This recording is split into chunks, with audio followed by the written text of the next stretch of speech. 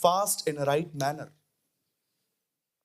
जब परमेश्वर का वचन कहता है, जब जब मौद्रिके एस्थर को कहता है कि यहूदियों का कत्ल होने वाला है और तू भी एक यहूदी है, जा अपने हस्बैंड के सामने जो राजा है उससे बता।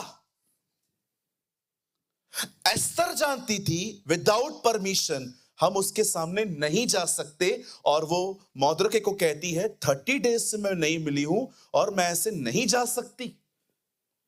मौद्रिके कहता है सुन, हो सकता है हम बच जाएं, लेकिन जिस दिन तेरे बारे में पता चला ना कि तू भी एक यहूदी है, वो तुझे नहीं छोड़ेगा।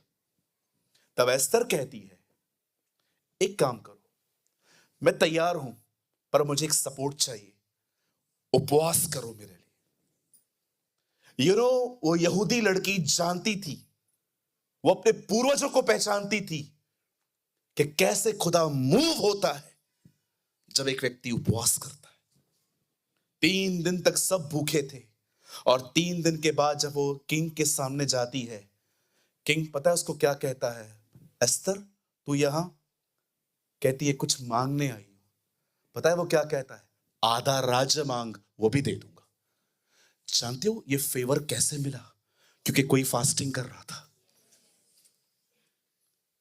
जब भी किसी से मिलते हो ना, कभी भी कहां जाते हो ना, प्रेयर के साथ जाओ, उन चीजों के लिए दुआ करो।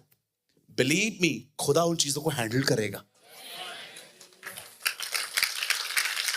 आप जानते हैं एस्थर ने उपवास किया, ओल्ड टेस्टामेंट फास्टिंग। जब आप यहोशापात के बारे में पढ़ते हैं, जब जब जब यहोशापात को पता चलता है कि देश मुझे खत्म करने आए हैं, हमें हमें हमें मारने के लिए आए हैं, बाइबल कहती है वो खुदा के उस नए आंगन में गया और उसने उपवास करवाया और उसने खुदा को पुकारना शुरू किया, क्या तू स्वर्ग में परमेश्वर नहीं?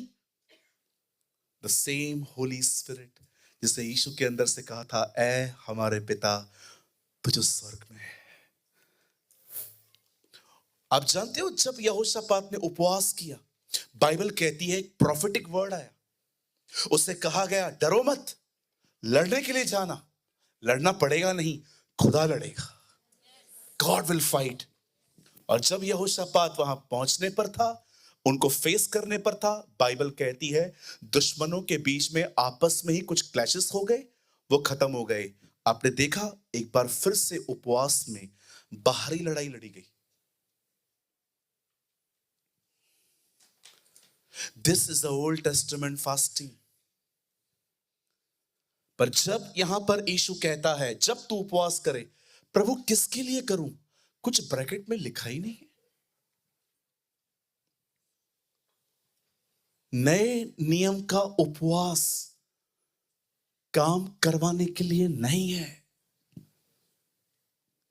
नए नियम का उपवास सिर्फ खुदा से कुछ पाने के लिए नहीं है।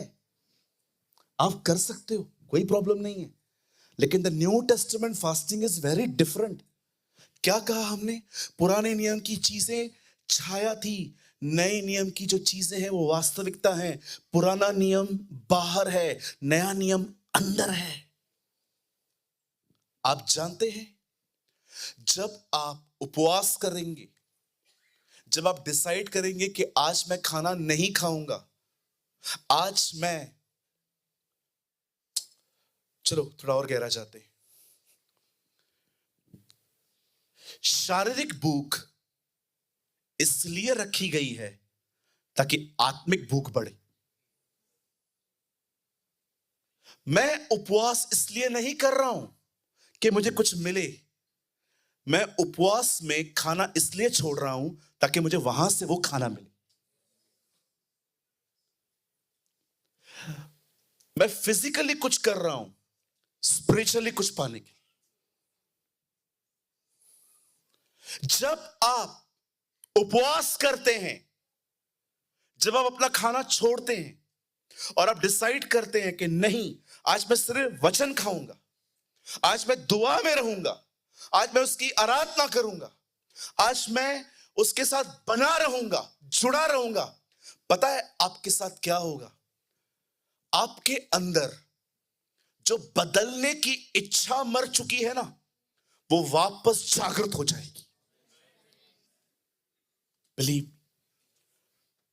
आपको क्या लगता है जब मैं यहां पर प्रचार करता हूं तो क्या हर व्यक्ति यहां पर बदलने की इच्छा रखता है?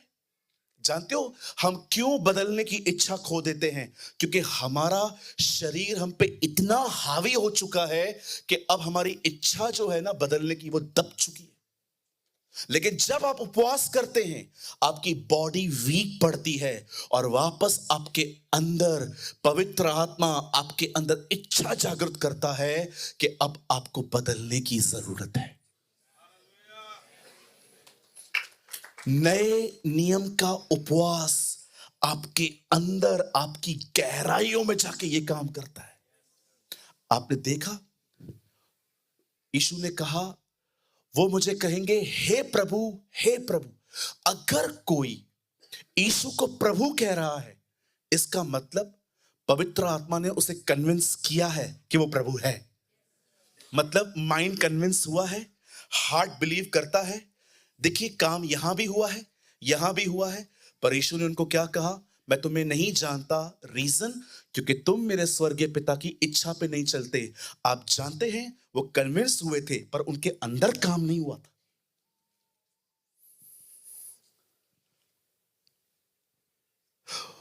वो कन्विंस हुए थे पर उनकी इच्छा नहीं हुई थी। इसलिए यीशु ने कहा, बिल्कुल मैं खुदा हूं, लेकिन मैं तुम्हें नहीं जानता। क्यों? क्योंकि तुम्हारी इच्छा मेरे हाथों में नहीं थी, तुम्हारी इच्छा समर्पित नहीं थी। तुम मेरे सामने झुकते थे, तुम मेरी आराधना करते थे, पर तुम अंदर से, तुम्हारी इच्छाएं मेरे हाथ में नहीं होती थी। क्यों नहीं होती थी? क्योंकि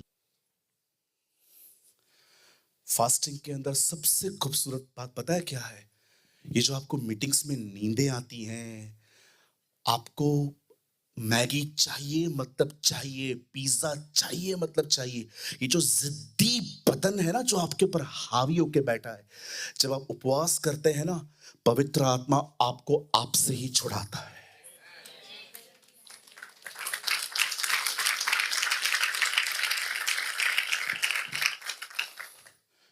उपवास सिर्फ भूखा रहना नहीं है।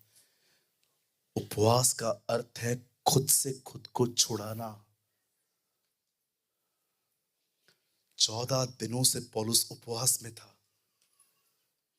जब वो इटली जा रहा था, जहाज हिल रहा था, 14 डेज से वो व्यक्ति उपवास में है।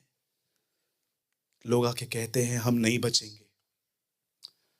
कहता है जिस परमेश्वर को मैं जानता हूं, उसके स्वर्गदूत ने मुझे कहा है एक बाल भी बाका नहीं होगा। What a man of God. आप जानते हैं आज लोगों की जिंदगी से कल्चर निकलता जा रहा है। आप देखो, आप यहां से उतरो, मैं आपको हंसाने के लिए नहीं कह रहा हूं, जो मैं कह रहा हूं, आप नीचे उतरो, वड़ा पाव, बर्गर, वो क्या होता है वो रोल में चिकन डाल के देते हैं?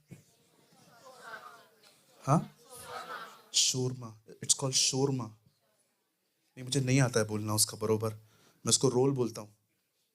रोल, वड़ा पाव, वो चिकन लाल लाल जो टंगी हुई रहती है वो ग्लास के अंदर। आप देख रहे हो हर चीज आपको बुला रही है।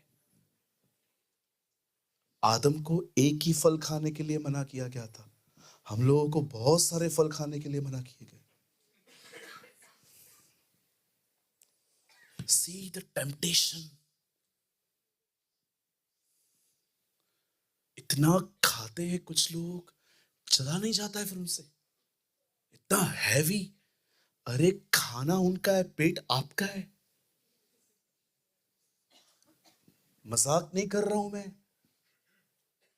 Do fast. मैं तो बोलता हूं कल से शुरू कर दो। पास्टर कल संडे है। कितना शरीर का सुनते हो ना, कितना अभी भी तुम्हारा शरीर तुम्हें पकड़ के बैठा है, कल संडे है, कल मटन खाना है। सैड रे, सैड। कल के खाने की प्लानिंग अभी मीटिंग में चल रही है। Really sad. ये जो मीटिंग है, ये यहां खत्म नहीं हो रही है, ये खत्म होगी पुणे में। मैंने एक पार्ट में यहां प्रीच कर रहा हूं, कल मैं दूसरा उल्लासनगर में करूंगा और शाम को पुणे में करूंगा। लेकिन मैं फिर से कहता हूं, ये जो टीचिंग है ये अभी भी इधर अधूरी है। मुझे मिला है 4.5 घंटे का मैसेज। मुझे पता था मैं 4.5 घंटे एक चर्च को दे ही नहीं पाऊंगा, तो मैंने सोचा चलो मैं एक काम करता हूं, हर जगह पे सवा सवा 1.5 घंटा प्रीच करता हूं। मैं फिर से कहता हूं, this message is not over. इसका मात्र 30% में प्रचार कर पाया हूं। ये देखिए, आपको दिख रहा है कि नहीं, सैटरडे चर्च लिखा है। ये सिर्फ आज का है, ये कल की पॉइंट्स हैं, संडे ये पुणे की है। जब मुझे खुदा ने ये मैसेज दिया तो मैंने प्रभु से कहा, प्रभु आई जस्ट नीड, मुझे कम से कम 6 घंटे चाहिए इसके लिए, ये इतना गहरा है। और प्रकाशन क्यों मिला मुझे इन सारी चीजों के ऊपर? क्योंकि ये चीजें बहुत प्रैक्टिकल है मेरे लाइफ में, बहुत प्रैक्टिकल है ये मेरे लाइफ में। तो मैं चीजों को समझ पाया। जब आप अनुभव करते हैं, आप चीजों को समझ सकते हैं। मैं एक बात कहना चाहता हूं, प्लीज बुरा मत मानिएगा, प्लीज। फास्टिंग सलाह नहीं है, फास्टिंग आज्ञा है। अगर आप ये इन दिनों में महसूस कर रहे हो ना, प्रेयर नहीं हो रही है, बाइबल पढ़ते समय नींद आ रही है, चर्च आने में नींद आ रही है, चर्च में वचन स्टार्ट हो रहा है तब नींद आ रही है, आपको उपवासों की जरूरत है। पकड़ो खुद को आज ही। आपके अदल में सांप घुसा है, निकालो उसे। Believe me.